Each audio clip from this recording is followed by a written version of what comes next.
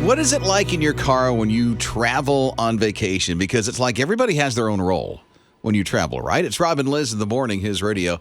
For instance, the person who's in the side seat usually is like the person who's the navigator, probably the DJ, in control of the temperature, which is my wife.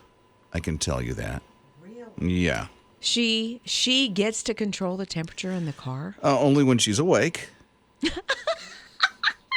She's the resident napper. I got you. Yeah, she is the napper. And then you got the person in the back seat because that's where the cooler is, that's where the snacks is, all that other stuff. The questions of are we there yet usually come out of the back seat. So there's all these roles, right? Mm-hmm. When you're traveling. Yeah. Of course, the person's driving, the one who's, pointing the way. I'm kind of totes jelly of Rob's wife because if we're in my husband's truck, I don't get to touch the temperature at all. I'm responsible for everything else, but really can't deal with the temperature. What are the roles in your car? If I'm driving, I am in control. I control everything. That's my radio. That's my heater. What do the rest of the people do? They sit there and they enjoy the ride. On the vacation? There's roles on vacation. Come on. Not when I'm driving. Honestly, you're in control of the whole thing. I am such a control freak, especially behind the wheel. I'm telling you. I can see that. The only thing is, she does have a heavy foot. I'll tell you that. I can't keep up with her. I do have a co-pilot that if we stop on a long trip and get something to eat, they are in charge of my straw going into my cup and taking the wrapper of the whatever down and making it. In other words, Liz is high maintenance. You should have known that. Right? Scott. Okay, Scott is here. What are the roles, Scott, in your car when you're traveling? So it's a lot like you, Rob. I feel like you've been listening into my family road trips. I'm in control of the steering wheel, the gas pedal, and the brake. That's about it. My wife handles the stereo, the snacks. Okay, you can eat now. You can have this later. Here's a rest stop. Pull over. Everything else she's in control of. Of it all. What about the kids? Are we there yet? I'm hungry. It. So they're the questions. They have all the questions. So Scott's wife doles out the snacks even to you? Oh, you've had enough. No more Slim Jim for you. Well, see, I like to look at my food as I eat it. So I'll kind of glance down, take a bite, look back at the road, and she's like, no, you can't do that. So she'll, kind of disperse the food to me. She feeds you. She feeds you but do you still look like at it? Like a mama bird. Does she chew it up for you too? No. Oh, gross. You're listening to Rob and Lizz in the morning. His radio. Here's Tara. What about you, Tara? My mom's the one who's driving, and my dad is the one who's like opening the snacks, opening the soda, or if we're going to Pittsburgh, then it's like reverse. My mom's in the car. My dad's the one that drives. Oh, is it because going through the windy roads? Yes, he cannot drive the windy roads. So why is she in control most of the time? She is the one that loves to drive. She has to be in control of the car. She just can't relinquish that. Okay, so here's the thing. Okay, I'm going to peek behind the curtain. Okay. When we are on vacation, I drive. Okay. For the majority of the time, I'm driving. When we're in town, it's my wife, Amy, who drives. Okay, so do the roles reverse? And I'll tell you why. I used to drive all the time, but I'll pick church, okay? There are 4 different ways I can get to church, and I'll usually pick a different way every time I drive. I can see Liz is probably like this, too. If Amy was the passenger, it'd drive her nuts. It's like, just turn here and go to church. I'm like, no, there's another way to go, and I'm going to go this way because usually at this time, that one road with a blind spot, you can't see the traffic coming, so I'm going to go this way. So I've picked my battles. And that ain't one of them. Yeah, so, hey, if it's in town, I'm going to be the passenger because I'll go one of the 4 different ways to get to church. Just say it. You don't want to hear it. No, I don't. Right? I'm with you. Like, and it's I'll just sit over here and it's okay. Yeah, look out and the I get it. window. It's like, I don't understand. This is the way to go to church or go to the restaurant or go to get the kids from school. And I'm like, yeah, but there's 4 other ways that you can go. Why not? And sometimes they're faster at different times of the day. Faster and just why not see more of the world? Yeah, right. You don't have to do the same thing the same way every time. Amy's a great driver. I'll be the passenger. It's fine with me. And you get to That's sit good. back and relax. You're listening to Rob and Lizz in the morning. His radio. The Animal Welfare League of Alexandria has done a lot, not only to serve the animals that are in their care, but also the community, specifically those people in their community that have autism. And so they have just been given a certification. It's called a Certified Autism Center, which is pretty cool. So I'll tell you some of the things that they have done for their community.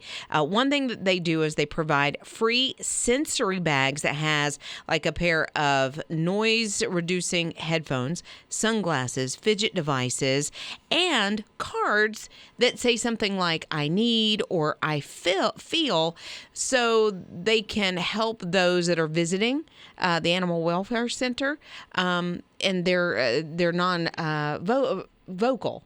And so they help them with that, which is super cool that they're even doing that at all, nonverbal. That's the word I was looking for. But they're also helping any child that comes to visit or comes to a camp there at the welfare center that has autism. They're helping them walk through that journey together with animals. And animal welfare? Yeah, so it's almost like a humane society in a way, but they also have camps that go on at the welfare center. Nice. Yeah, so it's sort of an expanded version, I guess, if you will. I like that they're reaching out to help like that. I like that they are not only just uber focused, laser focused on, what their name says, animal welfare, but they're taking care of the community as well and making it a better experience for everyone, especially those that have some of these issues with autism.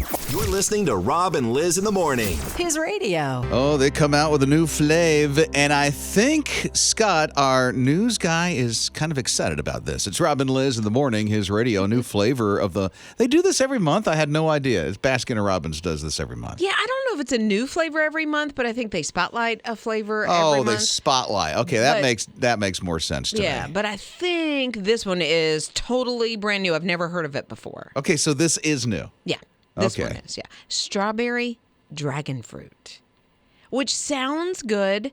It's like hot pink. Why do I feel like dragon fruit's a real thing? Is It dragon is. fruit? Oh, it is a real thing. Oh, yeah, it's a Okay. beautiful fruit. But I will tell you that the flavor is fairly subtle. And so I don't know how they're made. Like, I hope it's not artificial tasting, And the ice cream? Yeah, because sometimes it can be, can't right, it? because it's so subtle. Like, I hope they're actually using a lot of dragon fruit and a lot of And with strawberry. Mother's Day coming out, is this their cake? You can have it put in a cake. Okay. If you would like okay. to. So- an ice cream cake? Did you just snarl up at an ice cream cake? No. I'm thinking Okay. about Scott. Okay. Because Scott is like really set. I kind of teased earlier because he would get excited about this new flavor. He is kind of settled on the flavors of ice cream that he'll have. Oh, okay. Yeah. So you have some faves. So I like the strawberry aspect of this. I don't know about the dragon fruit, but my favorite ice cream's always been my triple play, Neapolitan, because you get strawberry, you get vanilla, and you get chocolate. See, this reminds me of going to Grandma's house. Are you 100?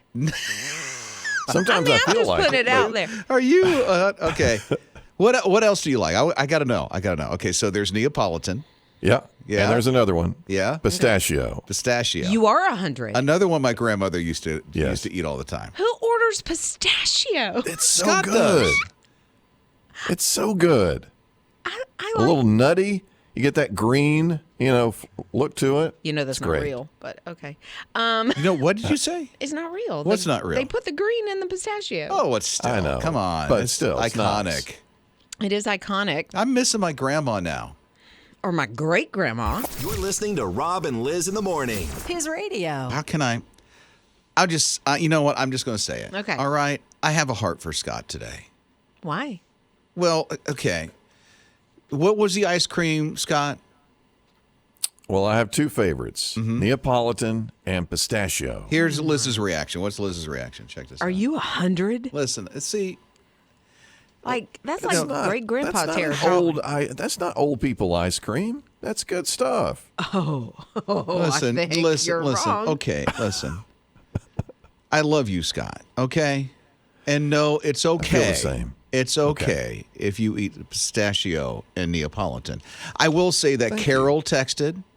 She's into pistachio. It's amazing. Brianna Thank you. texted. She's into it as well. You're not See? alone. You're not alone. Oh, see? Sure, go have you a bowl and put on a cardigan. Go ahead. What's wrong with a cardigan? I can actually see Scott in a cardigan. He would rock. Now, hold on a minute. He'd rock a What's cardigan. wrong with a cardigan? See? He would rock the cardigan. See? Okay. You are loved and valued. You are Scott. loved and Just valued. Know. Just know. Your Even opinion though is old. it, I feel the fuzzies, the warm Mm-hmm. fuzzies. Not from Liz. I mean, wow. Right. I'm getting that. Okay, so Michelle texted, and she likes kind of an older ice cream too. She said, "It's funny you mention it because I was just thinking about rum raisin ice cream. I have not heard rum raisin ice cream, I think, since my grandparents were still alive. Like, rum raisin is what? What's wrong with the great standards? I just didn't know that rum raisin was still readily available. I literally didn't know pistachio was still available. Yeah. I get made fun of for Rocky Road and Tin Roof Sundae for being a little older. Hey, but we value and love you, Liz. Hey, no, It's my not ice creams saying are that you're whippersnappers old. next to these old things. You're listening to Rob and Liz in the morning. His radio. We've seen it over the course of this year, I think, that more younger people seem to be turning back to God. And what now researchers are saying is pretty much Gen Z starting to really talk about their relationship with Jesus more boldly. And I love seeing this because I think over the last couple of years, probably pre-pandemic, there were a lot of statistics that were coming out and saying Americans are turning away from religion, turning away from God, and saying God doesn't exist and this kind of thing. But this new research, I mean, it's exciting to hear that 18 to 25-year-olds are saying that they believe in God. And they're working on that relationship. I'm grateful to hear that because I just read something a couple of days ago that Generation Z is known as the post-Christian generation. Oh, wow. I know. And it makes you think, well, how do you go? How do you reach out? I mean, I will say, I live my life somewhat in a bubble. I'm surrounded by so many people of faith that I don't see this. I don't see this. However, when I read about it, I'm like, oh my word, how do you reach out? How do you share the real, genuine love of Christ and dying on the cross for sin? And I mean, it just makes you think, Right. And I think also, I don't think it's just, millennials, Gen Z, baby boomer. I think because of what we've been through in the last couple of years, I think more people are searching for answers. More people are searching for hope that maybe pre-pandemic we were kind of like, I've got this, I've got this, and then struggling. And so where we've come in the last couple of years, there's more people that are looking for that. Hey, listen, you learn who you are as an individual when you are just shaken to your very core. When everything in your life is changing. Right? Yeah. So when it gets tough, when it gets hard, when there's nowhere else to turn, then you learn what you've got. And hopefully you learn, and I'm speaking to me, that what I've got is Jesus. Right. Because there's nothing else that's ever going to satisfy me, that's ever going to lead me or guide me the way I get. Because when I do it, it's a mess, a complete mess. And so knowing that the very creator of the universe, who put this whole thing into motion, it just wasn't happened by chance. There wasn't some big clap or bang that happened. I mean, I believe the Bible is true to its very core. And to know that the creator of the universe knew that I could not do this on my own or get out of my own sin without sending his son to die on the cross for me. I mean, that's just amazing. And then when we go through the struggle and we realize that, he knows this, God knows this, that we need to lean on him. But when we realize it, that's when the change happens. Rob and Liz. His morning crew. So Lucy's out with her two dogs, Jake and Indy. What names, huh? I know. They're on the beach. They are walking, and Indy is very social. She keeps running off, and she's running off to the same lady. Her name is Katie. So Lucy goes up. Of course, I'm so sorry. My dog is bothering you. No, your dog's no bother. The people who love dogs, who don't care. This is Katie. And it starts a conversation. And so they're talking, and all of a sudden, Katie learns that Lucy has been given 5 years by the doctors. Yeah. she needs a transplant. And the transplant that she needs, it's like 1 in 22 million. I mean, it's crazy. And so the cool thing is through this course of the conversations, Katie's like, you know what? Let me try. Mm-hmm. And she's a match. Yeah. Well, she had just signed up to be on the donor registry. And so, I mean, just think of all the things that had to happen for this to work out. So what Katie says is, I'm going to find a match. Perfect match. Katie is. Perfect match. It's like Indy the dog knew. Yeah. Sniffed her out and like, hey, Mama, this is a match for you. Right, Mama, you got to meet this lady. Come over here. Come over here. And so the transplant actually happened in October of 2022. They're like besties now. This has started a new family for both of them.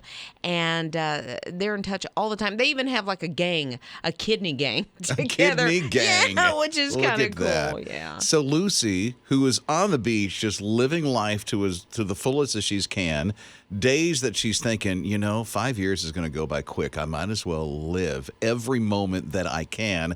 I'll never get a kidney. It's 1 in 22 million chance that I'll get one. Yeah. And then her dog sniffs one out for her at the beach. So thanks for the doggos for doing that. And, happy life for them. Rob and Lizz. His morning crew. Scott does our news at his radio, and I think he's the only one that I know of around here that does not have an iPhone. What's the phone you have? I've got a Samsung Galaxy. Okay, so is that Android? That's Android, right? Okay, Android. Yeah. How's the battery life? Pretty good, yeah. Okay, compared to the old phones I used to have, this one's really good. How do you charge? I mean, what do you do when it's time to charge? How low do you go?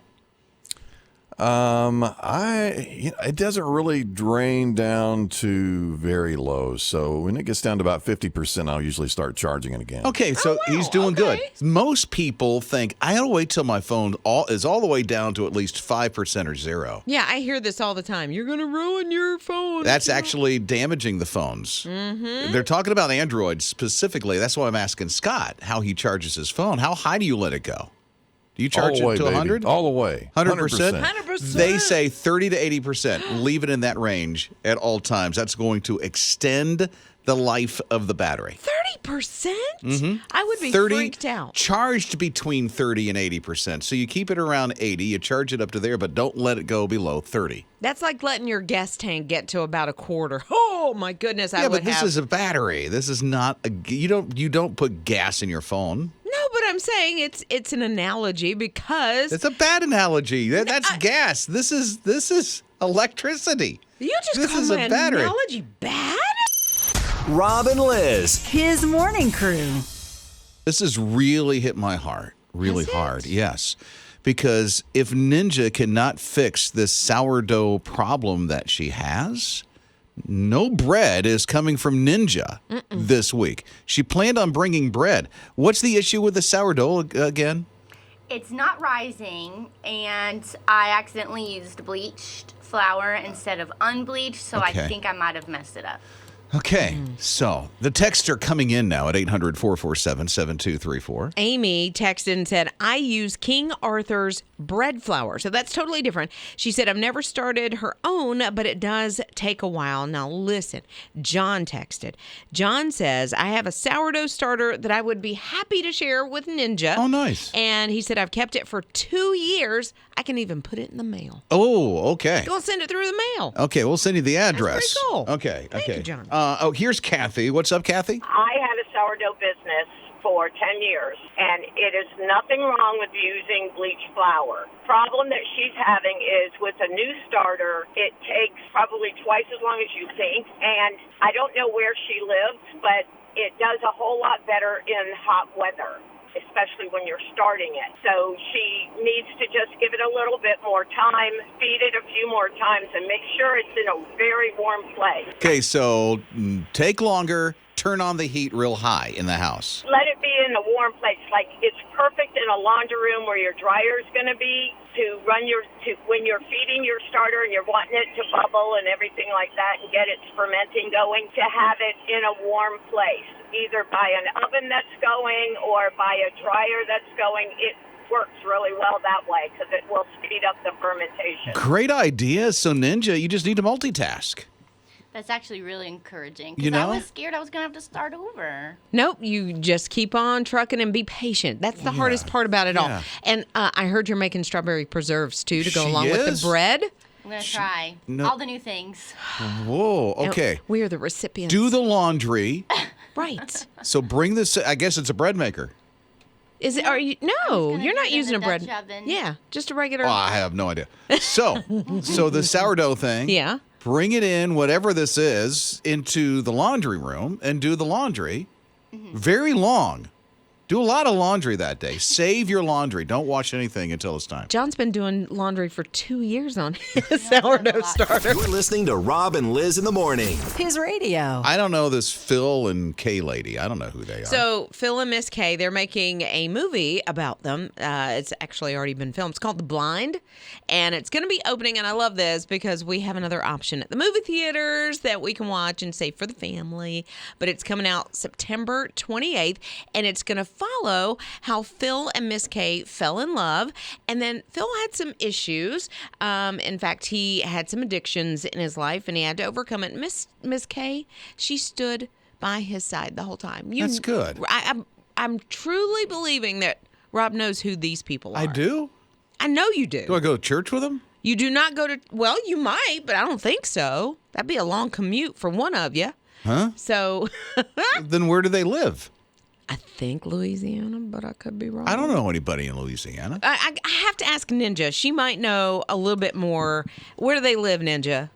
Is it Louisiana? Louisiana, I'm not sure where. Okay, so Well, at least wait, we got that. who are these people that I know? The Robertsons. The Robertsons. Yeah, Phil and Miss Kay Robertson. I have no idea who you're talking Okay, about. hold on. Sadie, Willie. Sadie? Oh, Sadie's that speaker. Yeah, From the younger. that family with the beards. There you They have go. like ducks or something. Oh, the Duck Dynasty Yes, people? yes. Okay. Okay. So they're making a movie about. Just so you know, I have not seen any of their programs. You've never seen any? No, I've never seen any. No wonder why I'm clueless about Phil and Kay. Guess so, because there's Willie and Corey and Sadie and. Well, I know Sadie because she speaks now. Right. And John, and that her brother. Anyway, there's a bunch I of them. don't know. See, she thinks I know. I'm putting it out. Ninja would be the one to know. I don't know. Yes. So it's going to be a story about their family. And I think that's kind of cool. It's a huge departure from the Duck Dynasty show, which Rob has never watched, so he I wouldn't haven't. know anyway. I haven't. Funny thing is, Brian, Brian and Harlan in the afternoon, Yes. gave me a DVD of a season. I have not even looked at the DVD. You haven't even taken I the think I plastic gave off. it back. Why? No, I'm borrowing it. You need to, I think. But I've had it for like 3 years. Wow. You're listening to Rob and Liz in the morning. His radio. I wonder if you won. I wonder what the first thing you would do when you get there if you won this. It's Rob and Liz in the morning, His Radio. So the best summer ever here at His Radio is a trip for your family to Universal Studios, a couple of days, about 3 nights. So when you get to Universal, I wonder what the first thing you'll do as a family. Is the Shrek thing still up? I have no idea. I would love to go see the Shrek thing. Okay, so you know what Liz would do? Shrek thing. The Shrek thing. What about your family? Yeah, seriously, you can win a trip to Universal Studios. It's the best summer ever, thanks to Southern Wesleyan University for making this trip a reality for somebody. Here's the thing. You have to register to win. And since this is the best summer ever, there's a ton of different ways you can do that because we'll be at ball games and festivals. Like this Friday, we'll be in a parking lot of Bojangles in Simpsonville, signing people up to win the best summer ever. And you can even text. Yeah, you can text the word, it's easy, summer, to 800-447-7234. So here's what happens just for texting. I mean, you're going to get a link that's going to send you to the place to get registered because you and your family at the end of the summer could be on your way to Orlando. That is just so neat. Best summer ever, trip to Orlando. It's Universal Studios, all the stuff provided for you. Even a travel agent will set it up for you. How nice. Which is the best. I know, right? Yes. Text the word summer, 800-447-7234. The word is summer. Text it now to win that trip to Universal.